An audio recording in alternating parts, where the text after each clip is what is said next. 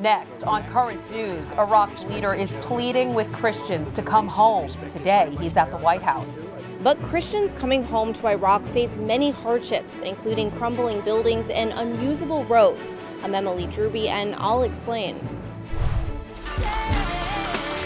The Democrats are applauding their ticket, but are they leaving the issues behind? Emergency workers on the front lines in the Big Apple could soon lose their jobs. The pandemic is crushing the pocketbooks of many Americans as others get rich. It's a growing gap. And time to travel. The virtual trip to Italy continues tonight. Did you know that Rome's Piazza di Spagna holds a special devotion to the Immaculate Conception? Find out why when we roam the Spanish Steps, coming up next. The news starts right now.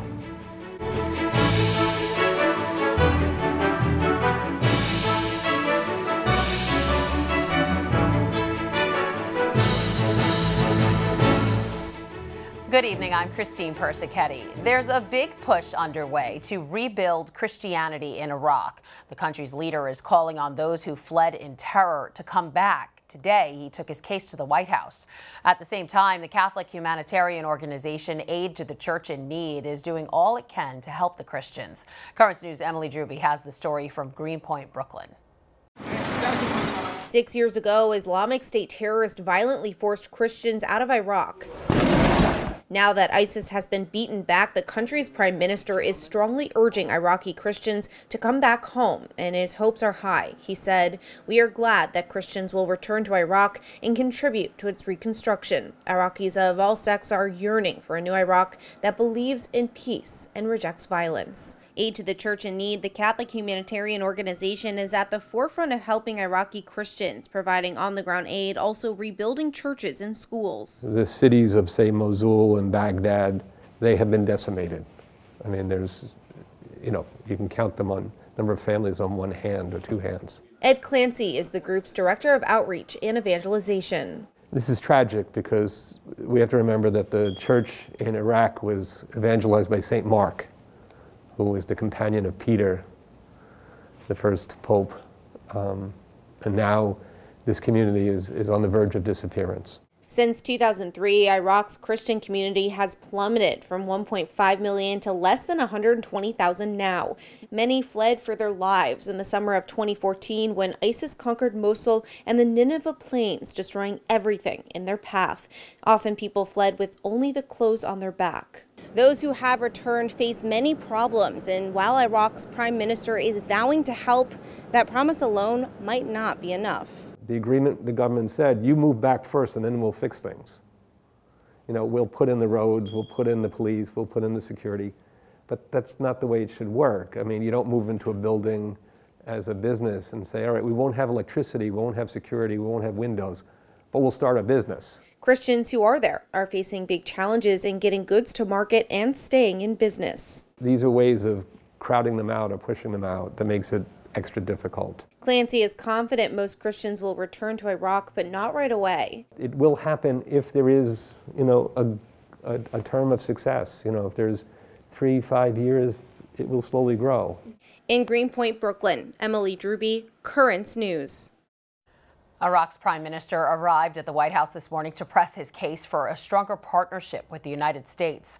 President Trump welcomed Mustafa al-Kadhimi for the talks. The two men looked at improving humanitarian and economic conditions in Iraq. They also discussed the presence of American troops in the country. Trump said the Iraqi-U.S. relationship is very good since the prime minister took over in May. A new setback for President Trump in the battle to keep his taxes secret. He's being ordered to turn his returns over to the Manhattan District Attorney. A federal judge is rejecting Trump's argument that the DA's grand jury subpoena is too broad and in bad faith. The fight to block the subpoena reached the Supreme Court once and could end up there again. Steve Bannon, the president's former top advisor, is facing criminal charges tonight. The feds in Manhattan are accusing him and 3 others of a scheme related to building the wall at the Mexico border.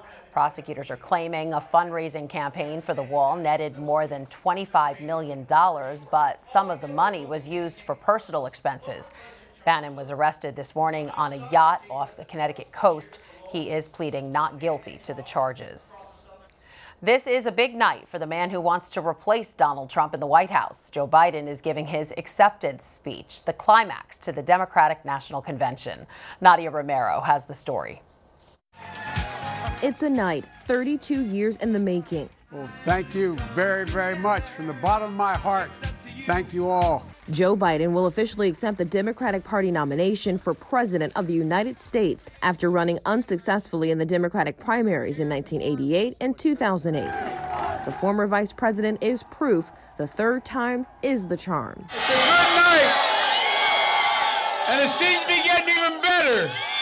Tonight, Biden plans to focus less on the opposition and more about rebuilding and setting the nation on a new path. Given his optimism, I think there's an opportunity for him to give us a vision, his vision of what this country can be if we do prevail in November. Biden's former speechwriter Dylan Lowy anticipates his old boss will use his storytelling abilities to get that message across. There's a very powerful story for him to tell there about the incredible progress that we can make if we're able to elect Joe Biden and Kamala Harris. Other speakers to watch, Senator Cory Booker, Pete Buttigieg, Andrew Yang, and Michael Bloomberg, who all ran against Biden during the primaries. I'm encouraging everybody who was part of my campaign to join me because we have found that leader in Vice President, soon to be President, Joe Biden. In Delaware, I'm Nadia Romero. Kamala Harris accepted her historic spot on the Democratic ticket last night, the first woman of color to run for vice president. We must elect a president who will bring something different, something better, and do the important work. A president who will bring all of us together, Black, white, Latino, Asian, Indigenous, to achieve the future we collectively want. Harris, who was joined on stage by Joe Biden, also devoted some of her remarks to an attack on the president, which has been a hallmark of the convention. Attention to the issues has been mostly left to others. Former Congresswoman Gabby Giffords, who was shot in 2011, spoke about gun violence. We can let the shooting continue, or we can act. We can protect our families, our future. We can vote. Besides voting against gun violence, day 3 of the convention also touched on climate change and immigration. Most New Yorkers can vote by mail in the November election. The state is allowing voters to get an absentee ballot if they're worried about going to the polls during the pandemic. Governor Andrew Cuomo signed the measure into law this morning. In New York's June primary, nearly 40% of voters cast mail-in ballots. That caused a weeks-long delay in counting the votes in many races. One issue that will most certainly affect how some people vote is the economy. 1.1 million jobless claims were filed last week, more than the week before, moving back above the 1 million mark. New York City EMS workers may soon find themselves on the unemployment line. FDNY EMS personnel could also lose their jobs. The president of their union says they're bracing for some 400 possible layoffs. He says that could mean a longer wait for ambulances during emergencies. It's just some of the 22,000 city workers who could be laid off because of a fiscal crisis caused by the pandemic. The pandemic is also causing a marriage crisis. There's been an increase in the divorce rate over the last few months. Currents News' Jessica Easthope breaks down what's causing the breakups. Couples forced to quarantine together for months. At first, it was expected it might cause a baby boom, but now couples are experiencing the flip side, a spike in divorces. Because they are together for an extended period of time, a lot of issues have come up more into the surface and has caused a strain into the married life. Christian Rada is the director of Marriage, Family Life, and Respect Life Education for the Brooklyn Diocese. For couples in the diocese who want to work on their troubled marriages, Christian is their first point of contact. He says he usually hears from 8 couples a year. In the first 6 months of 2020, he had already worked with 15. He says the common thread connecting all of them is lack of communication. Because they can't problem solve properly, other issues come about. Though there has been an increase in internet searches for divorce, there's no hard data that suggests a surge is ahead. That could be due to court closures. People have to secure their civil divorce before they apply to us we will not see the effects immediately. We begin our celebration as always. Father Francis Asagba is the judicial vicar for the Office of the Tribunal in the Brooklyn Diocese. He deals with all of the annulment petitions that come in. During the pandemic, there have been 4. Father Francis says that number isn't alarming, but now is the time for the church to take advantage of the possible court delays and help couples in need. Yes, there are some resources out there, but the church can always do more. Offer formation programs for those who are already married. Rada says the good news for Catholic couples who are considering a divorce is faith can be part of the solution. Do you pray together? Do you pray for each other? That's another thing that I sort of revisit. In the coming months, the Brooklyn Diocese will be starting a divorce bereavement ministry to help people cope with the loss of a marriage. In Windsor Terrace, Jessica Easthope, Currents News. There's a lot more news headed your way. The pandemic seems to be widening the gap between the rich and the poor, what economists are saying. Plus, the Mafia and the Madonna, why the Pope is speaking out about that. And we'll get the inside scoop on Pope Benedict's health from a Vatican insider. Stay with us. Now you can help us put your faith in the news. The next time you capture a newsworthy event, send us your pictures or video. It's easy. Go to netny.tv/send us, and you may see your submission on Currents News.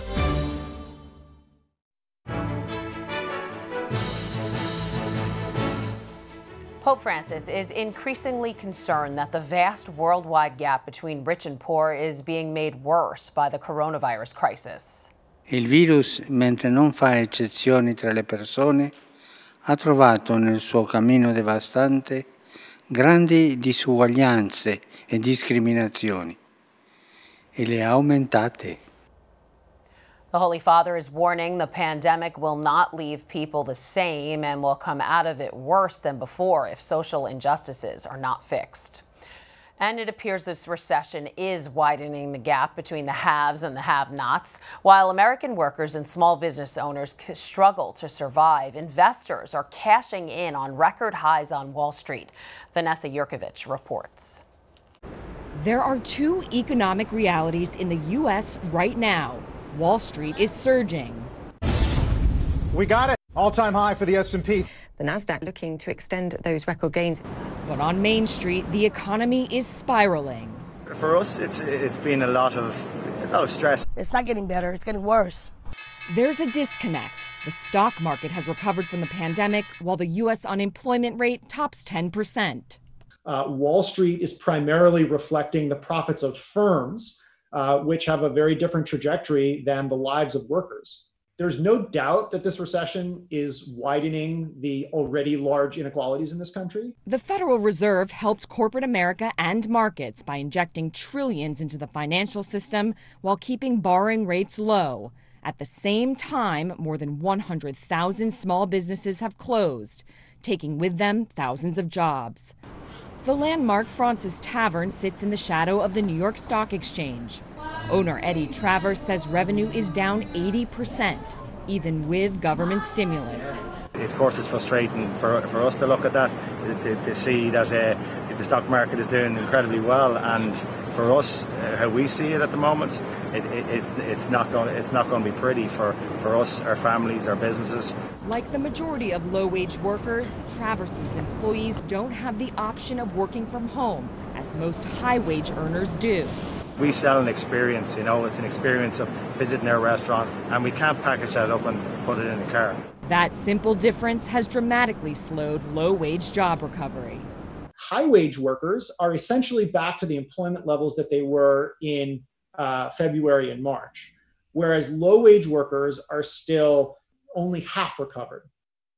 Again, that was Vanessa Yurkovich reporting. One thing economists are concerned about right now is that while high-wage earners have recouped the jobs lost during the pandemic, low-wage workers are seeing a stall in job recovery. The Pope wants the Mafia to lay off Mary. Francis wrote a letter to an anti-mafia task force in Italy calling on them to free the figure of the Madonna from the influence of criminal organizations. The leader of the task force says it will fight the, quote, deviant spirituality, where honoring the Mother of God and mafia godfathers at the same time is normal. Earlier this month, there was concern about the health of Pope Benedict XVI, but the Vatican said while the 93-year-old was ill, his condition wasn't serious. Joining us now to talk more about the retired pontiff's health is John Allen, the editor of Crux. And John, what can you tell us about Benedict's health? Are we getting the full story from the Vatican?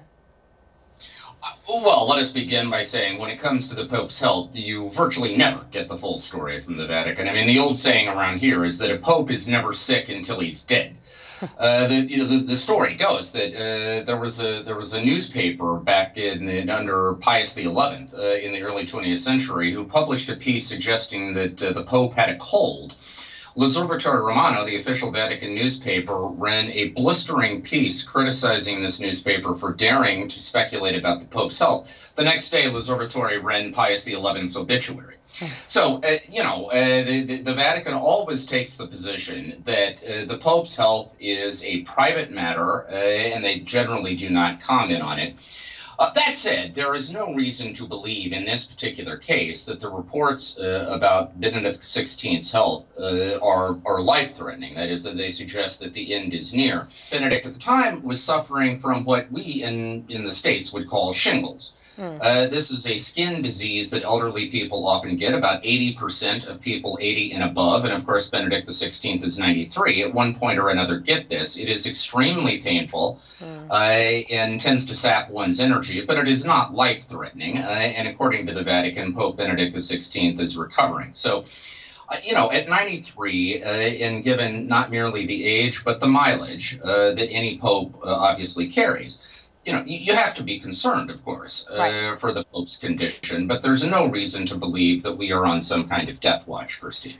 Well, we heard a lot about his illness after visiting his sick brother who then passed. What kind of impact did that have on the retired Pope? They were very close, right? Oh, they were extremely close. You have to remember that the three Ratzinger children, that is Joseph, his older brother Georg, and their sister Maria, when they were children, they moved around a lot. Their dad was a sort of minor policeman in Bavaria. And as the Nazis were coming to power, he kept taking different jobs to keep away from the brown shirts. They grew up in about 6 different hometowns, meaning they were constantly starting over and not knowing anyone. And so they developed extremely strong bonds among themselves. Maria actually was Joseph's secretary for most of her life until she died, his secretary and housekeeper. They lived together. 2 Ratzinger brothers talked together on the phone virtually every day. Now, Maria died a number of years ago. This was Ratzinger's last immediate, Pope Benedict's last immediate family member. And so obviously the loss of his brother has to be extraordinary in terms of, what it means to him personally. On the other hand, Pope Benedict notoriously has a very spiritual view of things. I'm sure he believes this is not the end of their relationship, but just the beginning of the next chapter, and finds deep consolation in that. Right. Now, Benedict XVI was the first pope to resign in almost 600 years. Since his resignation, he's lived at the Vatican. What kind of impact will it have when he does return to the Lord?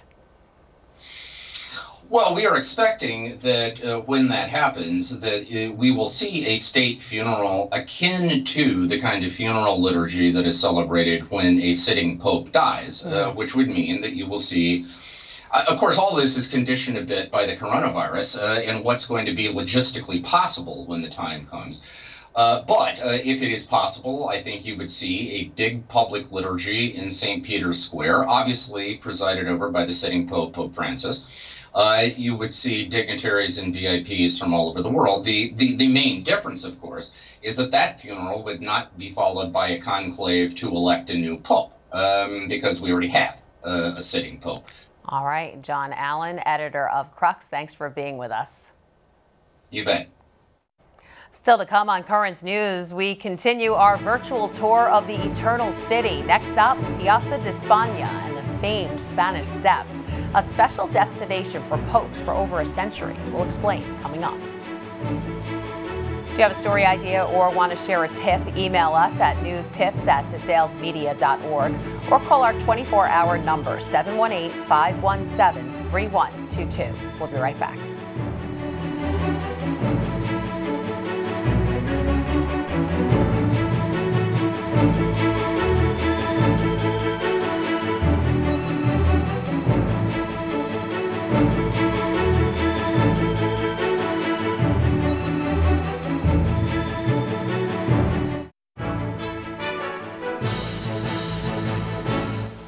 The ongoing pandemic is stopping Americans from traveling to Europe this summer, but it's not stopping us from bringing a little bit of the Eternal City to you virtually with Vatican reporter Melissa Butts. On today's tour, one of the most iconic landmarks in all of Rome, the Spanish Steps.